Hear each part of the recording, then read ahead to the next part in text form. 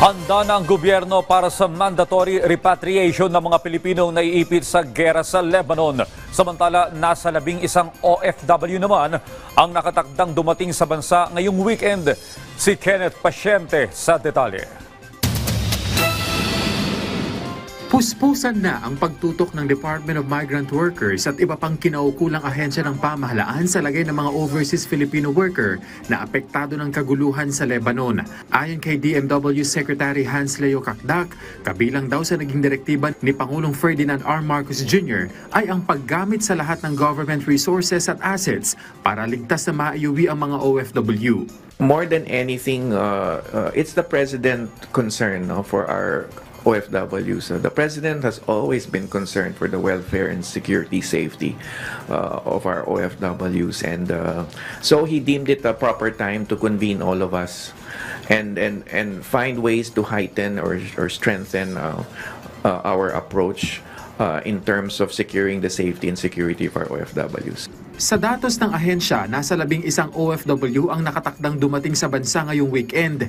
Nasa 192 na ang kasalukuyang nakabook sa tatlong magkakahiwalay na commercial flight na inaasahan namang makakabiyahe mula October 8 hanggang 11. Habang 413 pa ang patuloy na inaasikaso ang mga dokumento. Gayunman may mga Pinoy pa rin daw ang ayaw talagang lumisan ng Lebanon dahil sa takot na mawala ng kita. Pero giit ng DMW, we are already addressing or have addressed the matter on the loss of income that may incur if they come home. So ang financial assistance that we're offering can go up as high as 150,000 between DMW and OWA upon arrival.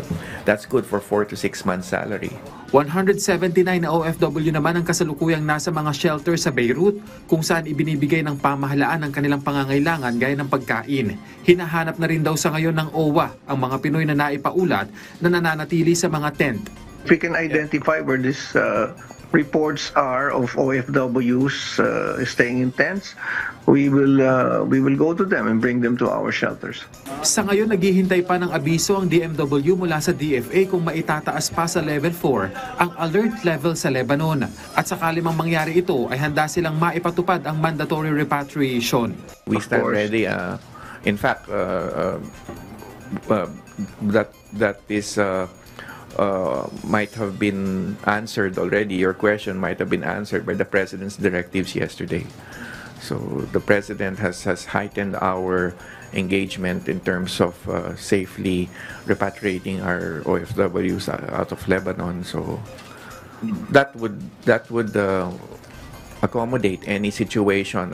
Hanggang nitong October 8, 1,721 ang natanggap na aplikasyon ng Philippine Embassy sa Beirut para sa repatriation. 511 sa mga ito ang na-repatriate na. Kamakailan ang magpaulan ng nasa 30 air raids ang mga Israeli warplanes sa timog na bahagi ng Beirut. Wala namang naitalang nasaktan o nasawing Pilipino sa mga pag-ataking ito ng Israel. Kenneth Pasyente para sa Pambansang TV sa Bagong Pilipinas.